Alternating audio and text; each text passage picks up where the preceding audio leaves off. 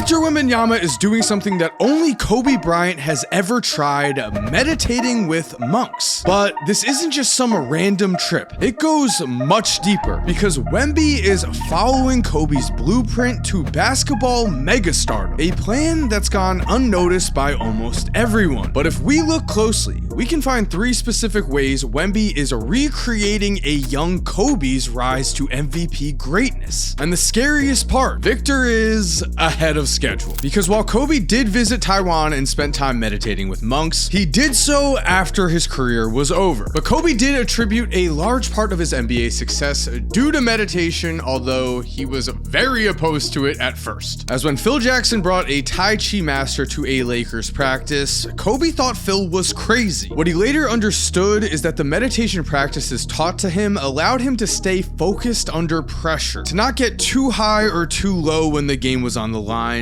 something that Phil Jackson taught both Kobe and Michael Jordan, and we saw how incredible both of those legends performed under pressure. This is the first way Wemby is following Kobe's blueprint to stardom. Wemby is putting in the work to master his mental game. I think some players are really talented, physically or technically, really talented, but their mind isn't like as good as their body is. You know what I'm saying? He's reached enlightenment. And Wemby is going even further than Kobe did, shaving his head and living for 10 days with actual monks to learn their disciplines, their meditation practices, and to get control of his mind in a way that we've never seen a young player commit to before. Both a young Wemby and a young Kobe Bryant had all of the talent in the world. Each of them were all-stars in their second seasons, but it's here where Wemby has an advantage on Kobe because Victor is able to look back on what Kobe changed to go from young promising player to an all-time legendary superstar. We have seen other young stars such as Tracy McGrady never fulfill the potential they once showed. And back in 1999, the Lakers were trending backwards before Phil Jackson joined the team. In 1998, they had reached the Western Conference Finals before they were swept by the Jazz. But then, in 1999, they lost in the second round, and that is when Phil Jackson, fresh off of winning 6 championship rings in Chicago, took over. Phil immediately introduced the whole team to meditation to slow down their thoughts, and while meditation is very common now, back in the year 2000, it was something athletes just didn't do. Kobe himself originally was very opposed to meditation. He just wanted to practice basketball, but Kobe was also a player who could benefit the most from meditation, because in the 1997 playoffs in an elimination game against the Utah Jazz, a rookie Kobe would infamously shoot 4 air balls in the clutch.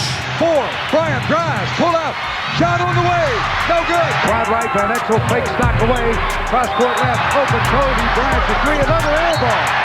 Bryant for 3, it's short again, air ball. 8 seconds, 7 seconds, here's a 3-pointer, air ball again.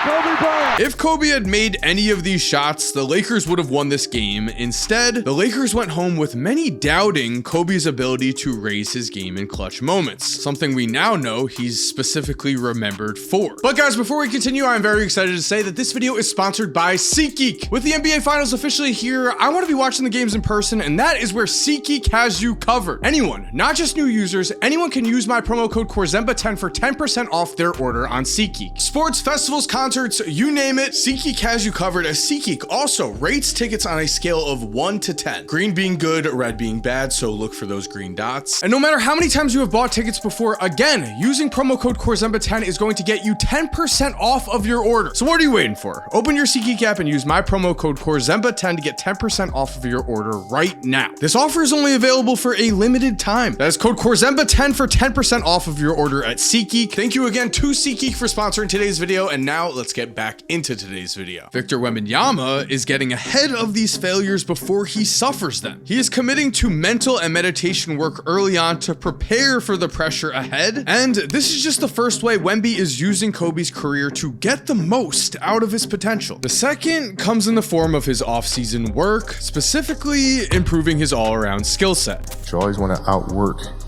your potential.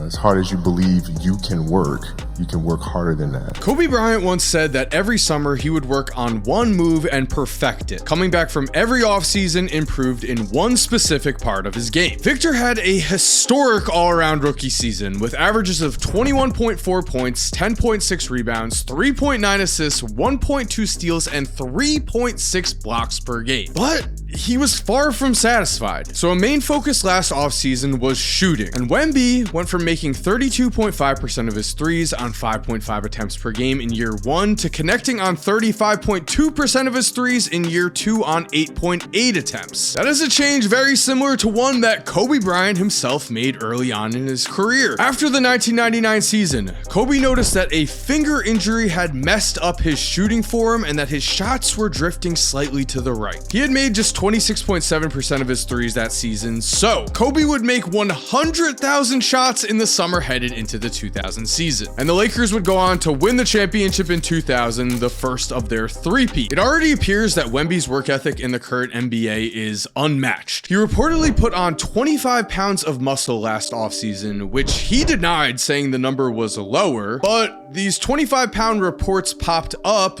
due to Wemby's notable weight change and muscle change. This type of work ethic is legitimately scary if you are not a Spurs fan, as Victor has already produced historic stats on the court for a young player. And side note, if you were liking this video, it would be awesome if you could subscribe and turn on post notifications, only if you enjoy the content. As for Victor, in his second season, Wemby would have won Defensive Player of the Year if not for his deep vein thrombosis diagnosis. This would have made him the youngest Defensive Player of the Year award winner ever, ahead of Jaren Jackson Jr., Dwight Howard, Kawhi Leonard, and Alvin Robertson. Wemby will still be the youngest Defensive Player of the Year award winner ever if he wins next season at the age of 22. But going even deeper, Victor is just one of 3 players to finish his second season averaging at least 24 points, 11 rebounds, and 2 blocks per game. The other 2 players to do so were Hall of Famers in Bob McAdoo and David Robinson. If we add in the criteria of 3 assists per game or just a single 3-pointer made a game, now in year 2, Wemby would already be on a list of his own. But it's not his year 2 stats that are the most scary part about him. Just like Kobe, Wemby's work ethic is relentless. It is, well, former Spurs Sean Elliott said, if you have to ask a big man to leave the gym, that's unheard of. I think he's got a little bit of that Kobe mentality. Not even a little bit, but a lot. He really wants to be the best in the game. Wemby himself has said about Kobe, I think about him almost every day since his death. Following his example every day, I try to push my limits. When I suffer, when I have doubts, I often wonder what Kobe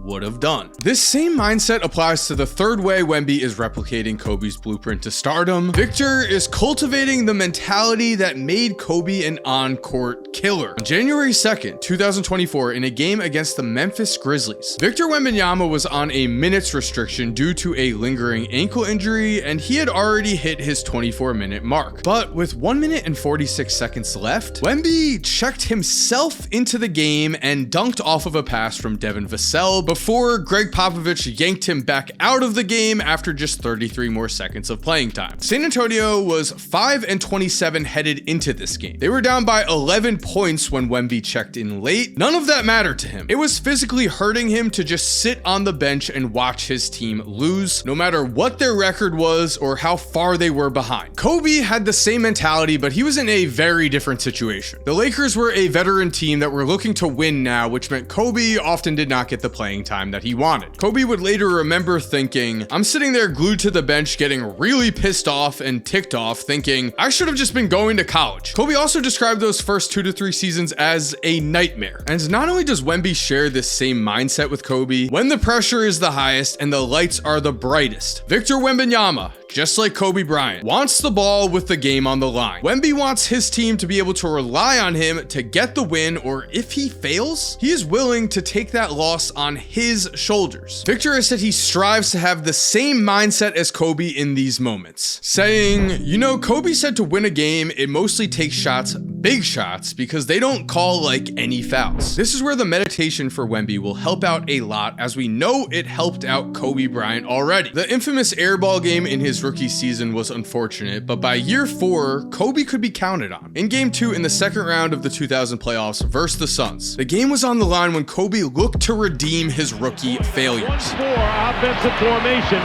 Kobe Bryant pulls up for the shot and hits the basket with 2.6 to go, giving the Lakers the lead.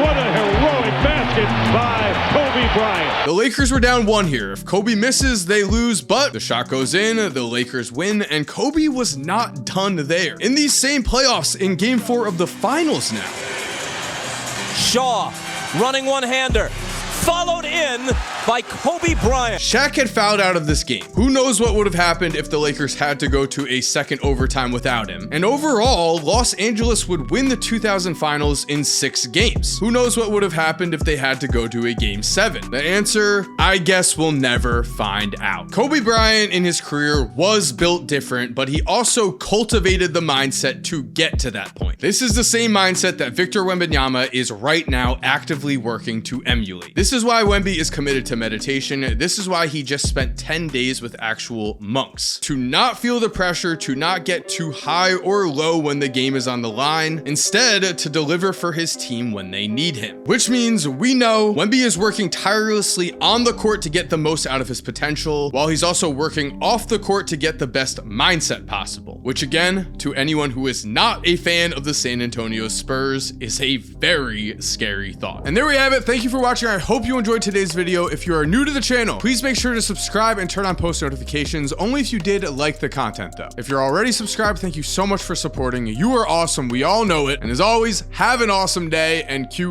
that music.